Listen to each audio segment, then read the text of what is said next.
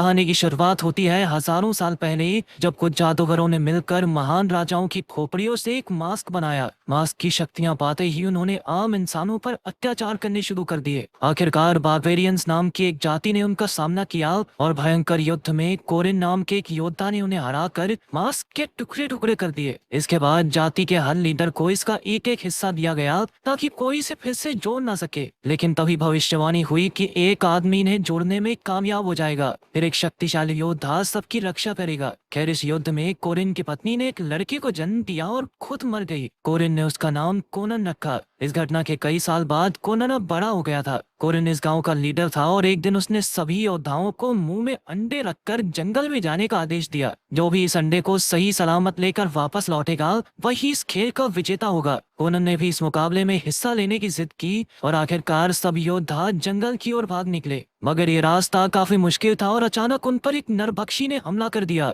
ये लोग इंसानों को मारकर उन्हें खा जाते थे। उससे डरकर सभी लोग भाग गए, लेकिन कोनन वहीं अड़ा रहा और उसने सभी नरभक्षियों को मार डाला। जब वो उनके सर लेकर कोरिन के पास पहुंचा तो वो कोनन की बहादुरी देखकर हैरान रह गया। उसकी काबिलियत देखकर कोरिन ने उसे तलवारबाजी सिखानी शुरू की। कुछ ही समय में दुश्मनों ने उस गांव पर हमला कर दिया और ये कोई और नहीं बल्कि वही आदमी था जिसके बारे में भविष्यवाणी हुई थी। उसने सभी लीडर्स को हराकर मास्क के सारे टुकड़े इकट्ठे कर दिए और अब उसे सिर्फ कोरिन के टुकड़े की तलाश थी। दोनों तरफ से जबरदस्त लड़ाई शुरू हो गई और कई जांबाज योद्धा मारे गए। चारों ओर आग लगने से हाहाकार मच गया था। आखिरकार दुश्मन यानी जाइम ने कोरिन को बंदी बना लिया और मास्क का आखिरी हिस्सा मांगा। कोरिन के इनकार करने पर जाइम ने उस पर भयंकर अत्याचार किए। तभी कोनन ने बीच में कूदकर लूसियस नाम के गुंडे की नाक काट दी। मगर जल्दी ही गुंडों ने कोरिन और कोनन को पकड़कर उनके सर पर गर्मा गर्म लावा की बाल्टी लटका दी। तभी जिम की बेटी मैरिक वहां आई, जो अपनी जादुई शक्तियों की मदद से मास्क के हर एक टुकड़े को महसूस कर सकती थी।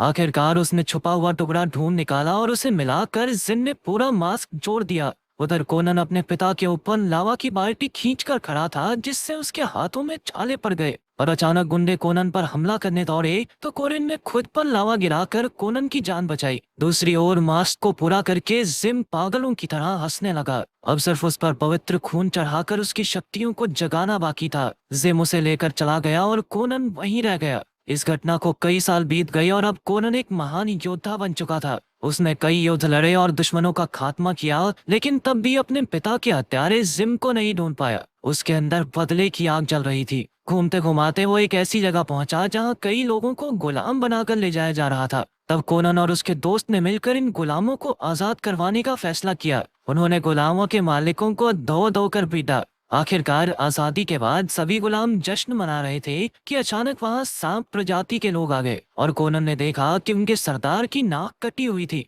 कोनन तुरंत समझ गया कि ये वही आदमी है जिसकी नाक उसने काटी थी। वो लोग एलाशन नाम के एक चोर को पकड़ने आए थे। अब कोनन बड़ी चालाकी से उसके साथ मिलकर पकड़ा गया ताकि वो अपने टारगेट जिम तक पहुंच सके। उनकी जेल में पहुंचकर कोनन ने गार्ड पर हमला करके दंगे शुरू कर दिए। आखिरकार उसने लीसियस को पकड़ा और धमकी देकर जिम का पता पूछा। अंत में लीसियस ने बताया कि जिम काफी शक्तिशाली बन गया है और अब वो मास्क की शक्तियों को जगाने के लिए पवित्र खून की तलाश में है। ये जानकारी लेकर कोनन ने जेल की चाबी जबरदस्ती लीसियस को निकलवाई और फिर कैदियों में ऐलान कर दिया कि भाई इस आदमी के पेट में चाबी है, जिसको आजाद होना हो निकाल लो। जल्द ही कैदियों ने बेरहमी से लीसियस को मार डाला। इसके बाद हम तमारा नाम की एक लड़की को देखते हैं जो एक गांव में रहती थी और उसके शरीर के अंदर पवित्र खून दौड़ रहा था। एक दिन एक पंडित ने उसे बताया कि जल्द ही कुछ लोग उसे अगवा करने आएंगे। कुछ ही समय में जिम ने अपनी बेटी मैरिक और कई फौजियों के साथ गांव पर हमला कर दिया। चारों ओर हाहाकार मच गया और लोग जान बचाकर भागने लगे। तभी पंडित ने तमारा को ढूंढकर उसे गांव से भाग जाने को कहा।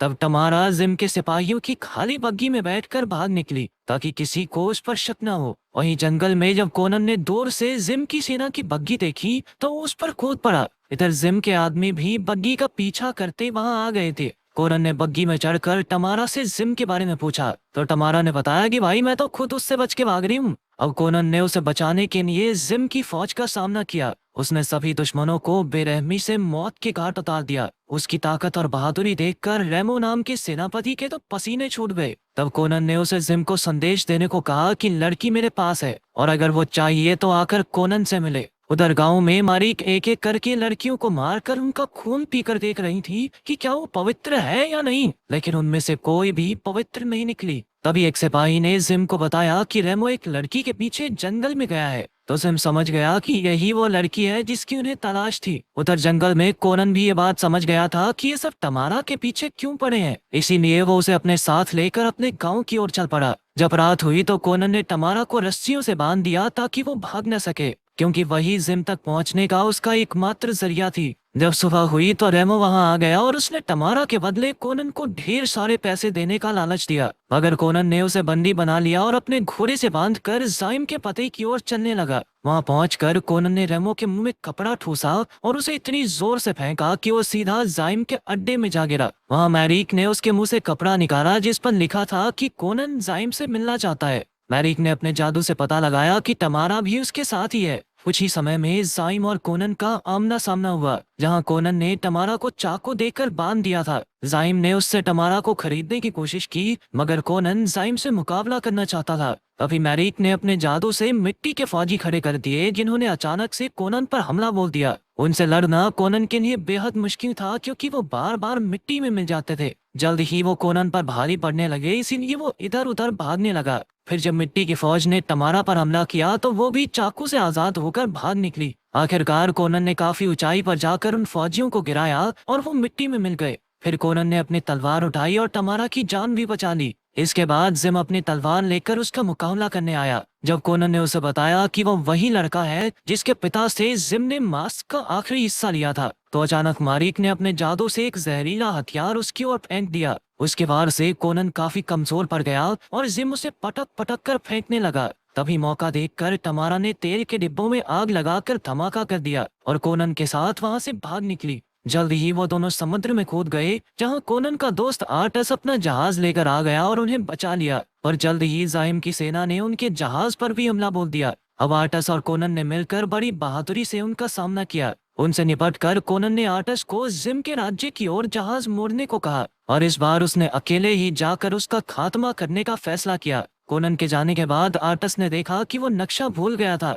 इसीलिए तमारा उसे नक्शा देने उतरी। कोनन को नक्शा देकर जब वो लौटने लगी तो कोनन ने उसे चूम लिया और आखिरकार उन दोनों ने एक साथ रात बिताई। जब कोनन सो गया तो तमारा वापस जहाज की ओर चल पड़ी और अचानक मैरिक और उसके आदमियों ने उसे अगवा कर लिया। जब तक कोनन की आंख खुली तब तक वो बहुत दूर जा चुके थे। उधर मैरिक तमारा को लेकर जिम के महल पहुंची और उसका खून चूसते ही ये साबित हो गया कि तमारा ही बार्बेरियंस की असली वारिस थी। इधर कोनन अपने पुराने दोस्त एलिसान से मदद मांगने गया, जिसे उसने लूसियस के चंगुल से बचाया था। एलिसान राजी हो गया और वो दोनों जाइम के महल में खुफिया रास्ते से घुस गए। वहाँ एक खुफिया सुरंग थी जिसका ताला एलिसान ने अपनी खास चाबी से तोड़ डाला। गुफा में काफी पानी भरा हुआ था और अचानक एक जानलेवा सांप ने एलिसान को जकड़कर नीचे खींच लिया। तब कोनन ने उस सांप को काट कर उसकी जान बचाई। उधर मैरिक ने तमारा को अपनी माँ के कपड़े पहनाकर एक गोले पर बांध दिया, क्योंकि उसकी बलि देकर वो अपनी माँ को जिंदा करना चाहती थी। इधर कोनन अपने दोस्त के साथ आगे बढ़ा तो कई खूंखार कैदियों और सांपों ने उन पर हमला कर दिया,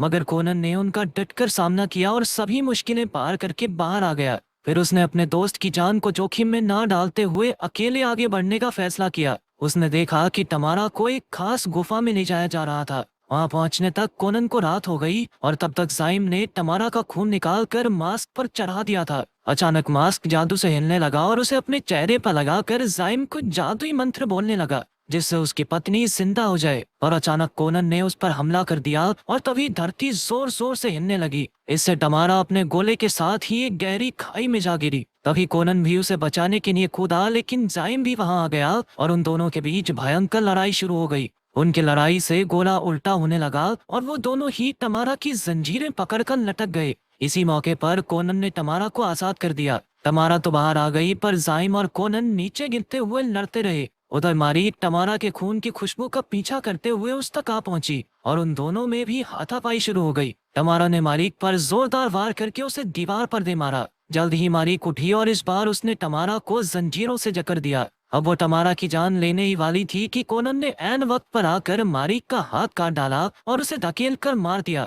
इसके बाद कोनन और तमारा भागने लगे और एक दीवार गिरी, जिससे वो अलग हो गए। तभी जाइम कोनन के सामने आया और उसने कहा कि वो कोनन के पिता की तलवार से ही लड़ रहा है। तब कोनन ने अपने हाथों से वो तलवार छीनी और जाइम का मुकाबला करने लगा।